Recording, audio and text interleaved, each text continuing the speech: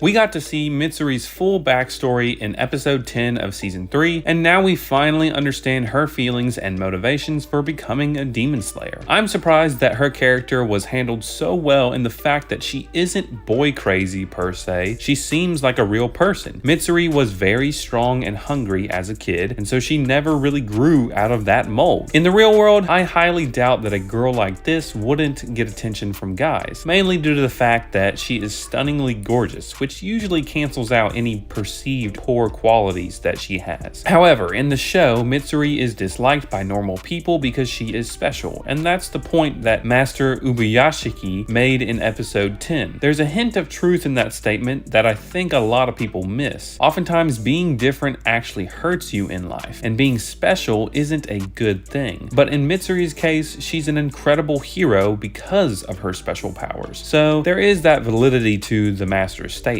That validity is that people are jealous of her uniqueness, and I can imagine how truly comforting it is to hear that coming from someone in such high standing. The validation from that statement after so many years of disapproval is purely immeasurable to her. Since I am an expert in romance anime, let's talk a little bit more about her love life and how it impacts her character. Mitsuri has a wacky hair color due to her insatiable appetite for Sakura rice cakes, and her disguised strength is greater than every normal man in this world. So it's very hard for her to find a man that wants to marry her. Recognizing her societally undesirable qualities, she decides to change who she is, which never bodes well. In life, you can change lots of things about yourself, but if they are the objectively wrong thing to do, like changing your own personal interests and hiding your godly gifts, then you will be living a lie. That life will be much worse than a life of loneliness. We see this time and time again in anime like Fruits Basket and From Me to You, just to name a couple. Mitsuri finally accepted herself as a powerful, quirky, but beautiful woman, and that's where she was able to access her full power. She wanted to live for others, for potential suitors for marriage, but in the end, she realized that if she didn't live her life according to her own strengths, she would never be happy. There's a balancing act here though. You don't have to always stay the same. Humans change and grow. That's a good thing, but we have to be striving for the right thing. We gain strength and power so that we can protect the weak. We overcome our shyness and socially awkwardness so that we can gain knowledge from others and live a happier, more fulfilled life. Never apologize for the way you were made, but if you know something is objectively missing from your personality, you can change it in order to be a better human being. Mitsuri's love and compassion for others led her to becoming such a formidable Hashira, but her love and acceptance of herself allowed her to go toe-to-toe for an extended period of time against a top 5 most powerful demon of all of human history. Here again is where I can relate to Mitsuri. She clearly wants to be married, and I think a lot, if not most, of single people want that too. I mean, she asked her mom if she could ever be someone's bride, and that's just the most wholesome thing I've seen in Demon Slayer so far. She joined the Hashira so that she could find a husband. There's nothing wrong with that in my opinion. She's very honest about her desire for marriage, and while Shinobu Kocho might be my favorite female demon slayer, I have to say that Mitsuri is a freaking well-written female anime character. I'm reminded of Juvia Lockster from Fairy Tail and Sakura Haruno from Naruto, where their love is kind of random and they like their respective partners merely for the plot's sake. Mitsuri's motives and logic are much more understandable and have more application than other female shonen characters. The character writing in Demon Slayer in general is highly underrated in my opinion, especially when it comes to women. Nuxtaku does a great breakdown of this in one of his videos. But yeah, Mitsuri is very likable, and I can see why her love breathing is so effective. Each Hashira's breathing technique comports with their personality, and so it's no wonder why Mitsuri developed her own form of love breathing from flame breathing. The passion and burning of love breathing was derived from that same feeling of Rengoku's blazing heart. Mitsuri Kanroji was an unforeseen smash hit of a character, and I enjoyed watching her background provide a full understanding of her motivations and desires. It was very surprising, and I was so elated to watch her story unfold. If you liked this character analysis, then I'm sure you will love my video on Shinobu Kocho. I also did one on Tengen Uzui, so they will both be in the outro. Please make sure that you are subscribed if you enjoy my content. As always, this is the Eagle-Eyed Samurai, signing off. Perfect.